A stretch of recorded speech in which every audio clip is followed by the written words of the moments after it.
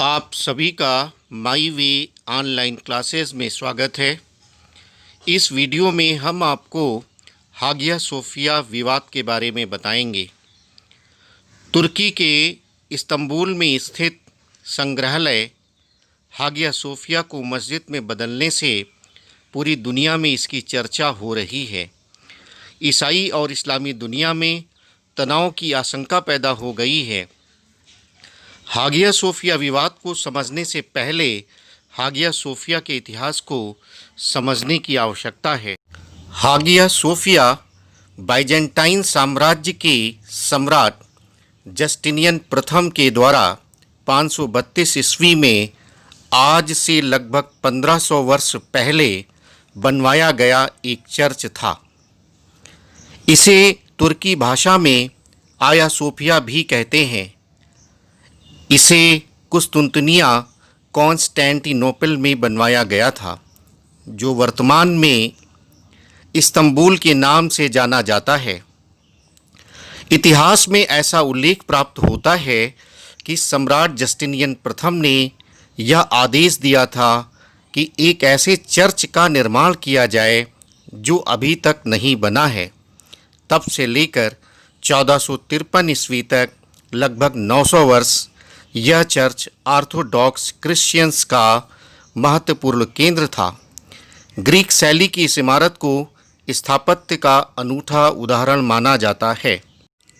1453 ईस्वी में ऑटोमन साम्राज्य, जिसे सल्तनत ए उस्मानिया भी कहा जाता है, के शासक मेहमद द्वितीय ने हमला करके इस चर्च पर अधिकार कर लिया और हमलावर सेना ने चर्च को एक मस्जिद के रूप में तब्दील कर दिया।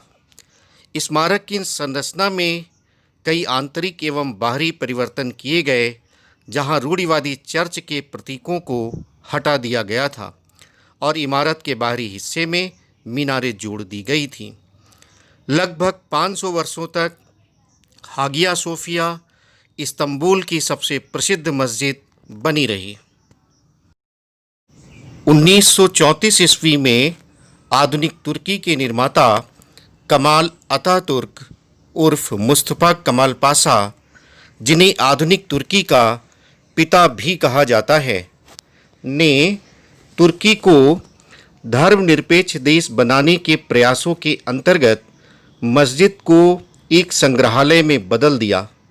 1935 ईस्वी में इसे आम जनता के लिए खोल दिया गया। यद्यपि रूढ़िवादी मुसलमानों ने इसका विरोध किया था। यह तुर्की की एक अनोखी मिसाल बन चुकी थी, जहां एक ओर दीवारों पर ईसा मसीह और मदर मेरी के चित्र थे, वहीं दूसरी ओर कुरान की आयतें, मीनारें एवं मेहराब थीं। दुनिया भर के लोग इसे देखने के लिए आते थे।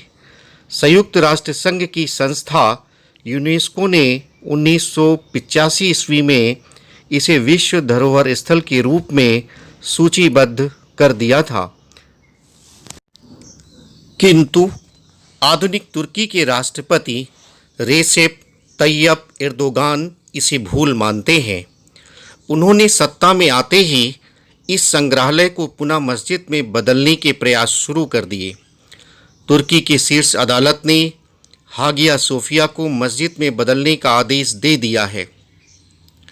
उसका मानना था कि 500 वर्षों से मस्जिद के रूप में इस्तेमाल की जा रही इमारत को अचानक संग्रहालय बना देने का निर्णय उचित नहीं था।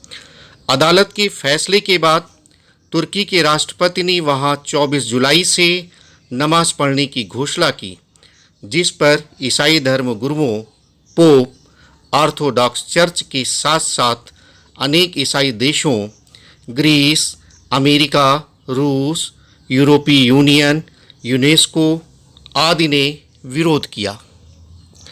इन आलोचनाओं पर तुर्की के राष्ट्रपति एर्दोगान ने इसे अपने देश में आंतरिक मामलों में दखल माना। साथ ही उन्होंने यह भी कहा कि देश की बाकी मस्जिदों की तरह हागिया सोफिया के दरवाजे भी स्थानीय और विदेशी मुसलमानों और गैर मुसलमानों के लिए खुले हैं। तुर्की के अधिकारियों का भी कहना है कि इस इमारत के अंदर लगे ईसाई प्रतीकों को नहीं हटाया जाएगा। इस मुद्दे पर भविष्य में तुर्की और ईसाई देशों के मध्य तनाव बढ़ने की संभावना है। सभी पक्षों को यह याद रखना चाहिए कि तुर्की एक संप्रभु राष्ट्र है, उसकी अपनी न्यायपालिका है, उसे अपने देश के निर्णय लेने का अधिकार है, किंतु धर्म से जुड़ा होने के कारण तुर्की को भी ऐसे बयान एवं कार्य से बचना चाहिए जिससे लोगों की भावनाएं आहत होती हों तथा विश्व में तनाव को बल मिलता हो।